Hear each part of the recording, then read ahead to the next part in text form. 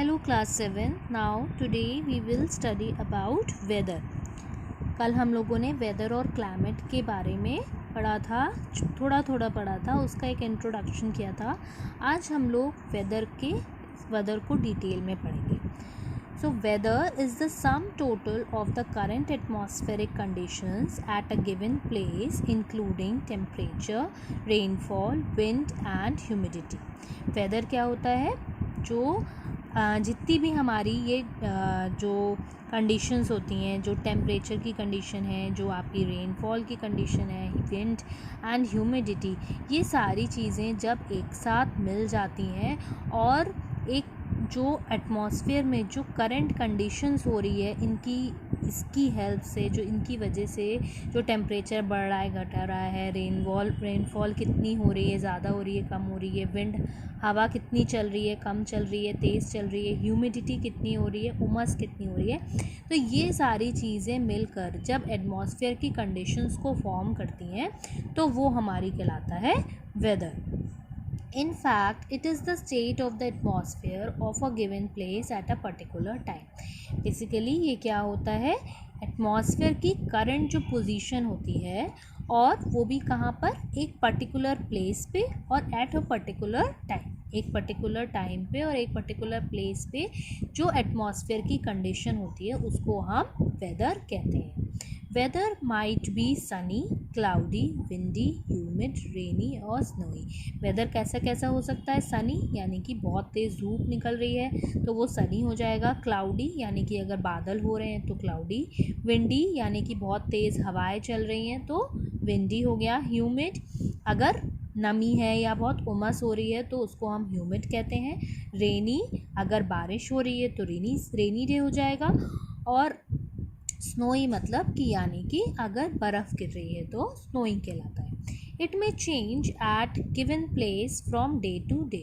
और ये चेंज होता रहता है जैसे जैसे आपकी प्लेस चेंज होती है और टाइम डे चेंज होता है, वैसे ही एटमॉस्फेयर भी आपका चेंज होता रहता है.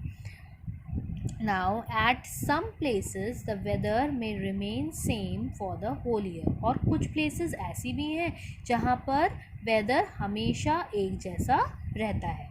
For example, in the forest of Africa, the weather is always hot and humid with heavy rainfall every afternoon. और जैसे कि जो आपके अफ्रीका के जो फॉरेस्ट हैं वहाँ का वेदर हमेशा सेम रहता है. जैसे कि वहाँ का कैसा टेम्परेचर रहता है? ऑलवेज़ हॉट, हमेशा वहाँ पे बहुत गर्म होता है. गर्म के साथ साथ वहाँ पर ह्यूमिडिटी भी होती है, बहुत ज़्यादा नमी उमस होती है और उसके साथ हैवी रेनफॉल एवरी आफ्टरनून. हर दोपहर को वहाँ पर बहुत तेज़ पानी बरसता है.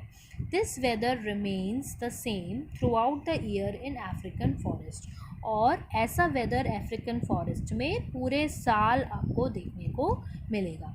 वहाँ का टेम्परेचर, वहाँ का जो वेदर है वो चेंज नहीं होता है. All weather conditions are mainly caused by the sun. जितनी भी वेदर की कंडीशंस हैं वो किसकी वजह से चेंज होती हैं? सन की वजह से. The heat from the sun heats up the earth and its atmosphere. और जो सन की तरफ से जो हीट्स आती हैं वो क्या करती हैं? अर्थ को और अर्थ का जो एटमॉस्फेयर है उसको गर्म कर देती हैं. The hot air rises and cooler air rushes in its place. जो hot air होती है वो क्या करती है? hot air जब जैसे ही बढ़ती है और and cooler air rushes in its place.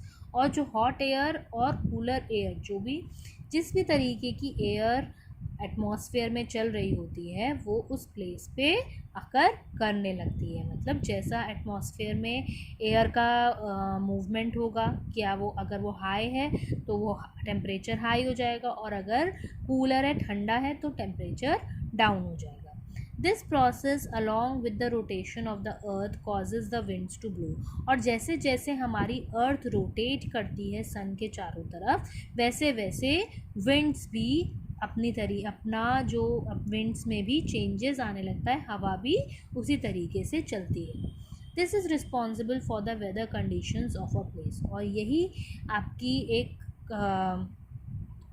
इसकी आप कह सकते हैं ये जो कंडीशंस, जो सन की जो ये कंडीशंस होती हैं, सन और अर्थ की, ये कंडीशंस ही रिस्पॉन्सिबल होती हैं किसी भी प्लेस की वेदर कंडीशंस को चेंज करने में या फिर बताने में.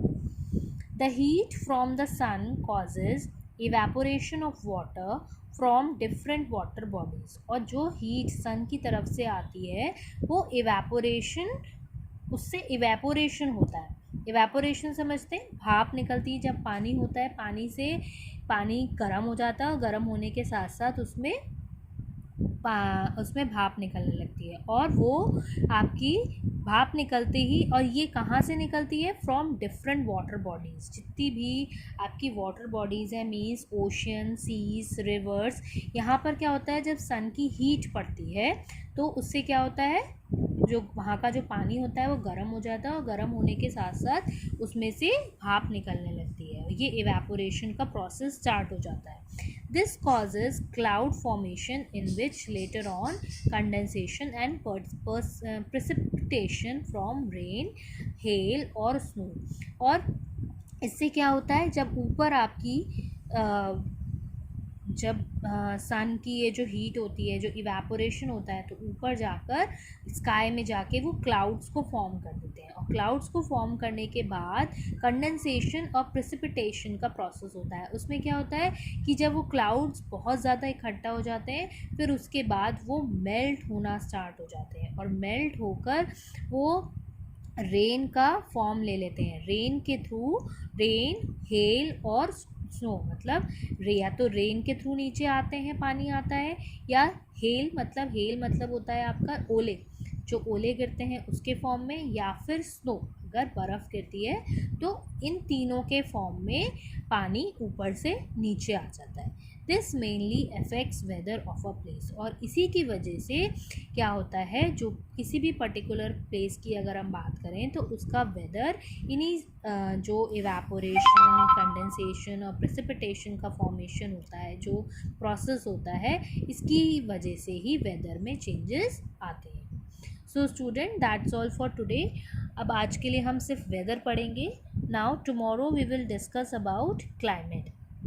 So do the reading of this topic, climate, properly for tomorrow. Thank you.